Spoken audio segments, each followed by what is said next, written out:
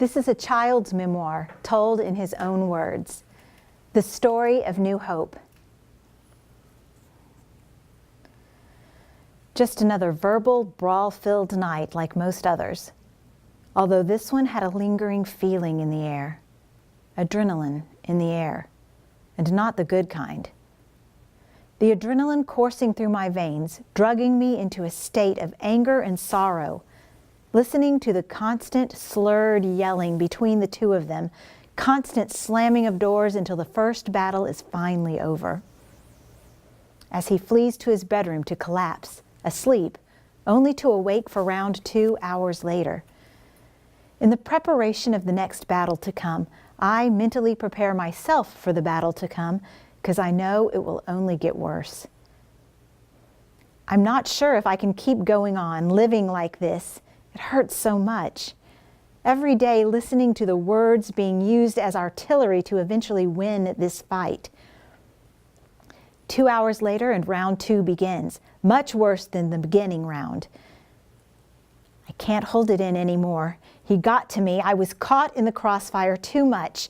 I snap and it turns into a complete hell ground, which luckily, but not really, it ends the fight for the night. But the bitterness of tomorrow is still to come, although a silver lining clears it all away. The next day, the day goes by with an overcasting cloud of sadness and anything similar too.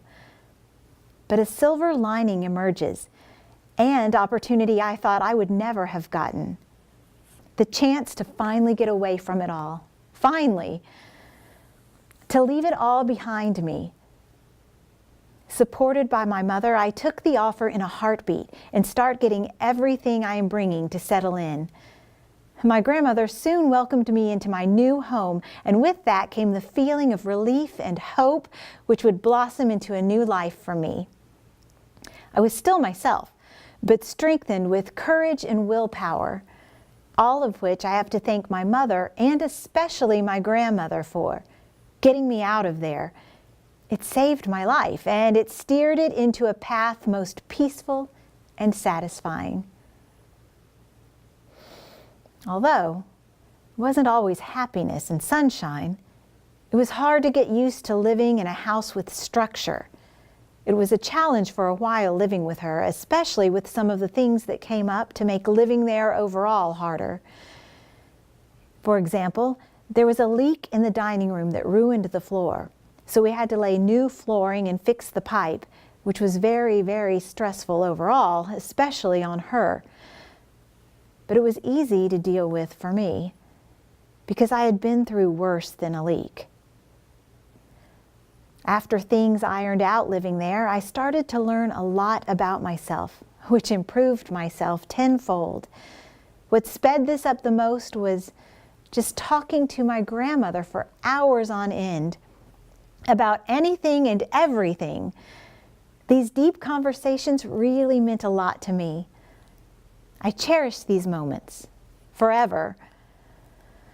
Life got pretty good and fun living with her. Although my parents had a very hard time living in this turmoil. My mom had left and stayed in an extended stay hotel. Seeing her live there was hard to see, but it made me realize a lot of things seeing her there.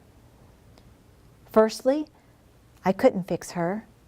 No matter what, she had to get through all of this on her own, which was a hard-hitting realization, like bricks being thrown at you. I was always the one consoling everyone in the family if there was a bicker, which was the majority of my life prior to leaving. I also realized that even though they are both poisoned by themselves every day, that they still love me, which I forgot a lot. Which I realized this because I was talking to my mom, and she mentioned that she was so happy that I got out of it all. And that, don't worry about coming back. It is not a place to go back to. As for my dad doing anything, all he ever did, even to today, he constantly hounds us about going home no matter what, which frustrated me, very much so. Either way, overall, I think who struggled the most through this and still through it is my sister. She had such a hard time getting used to not having Mom around all that often, which was her best friend. My sister got really, really sad from this, which played a role in her getting really, really sick. And this drove my mother back to take care of her. There were so many things that played a role in her getting really sad and getting sick. For example, coming back from a trip to Kansas to stay with an awesome aunt, uncle, and cousins, my sister would love to live out there with her because she likes the farm life, and they were a good family, far from dysfunctional. These ill feelings are easily overshadowed by love and good feelings from other family members. I really do hope my sister gets better. Everything so far has taken a big toll on her, and it is hard to sit on the sidelines and watch her lose a part of her life like this. In my mind, she shouldn't have to go through this because she's my little sister. As for the main villain in this story, if you really want to call him that, because there are many villains in this story, and there are also many heroes, my dad has suffered from this a lot, going so far as depression. It is sad, but I feel no pity or sympathy for him at all. But to be fair, he's done a lot to hurt all of us heavily. I can't keep letting myself get hurt by him anymore. Even when I reach out to try and form a bond with him, there's still always something negative for him to say. It really hurts.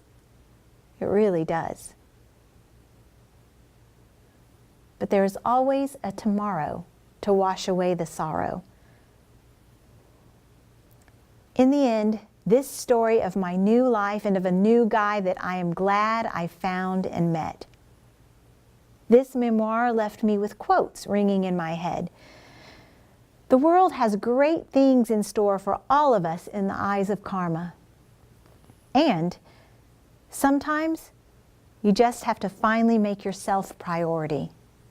Number one.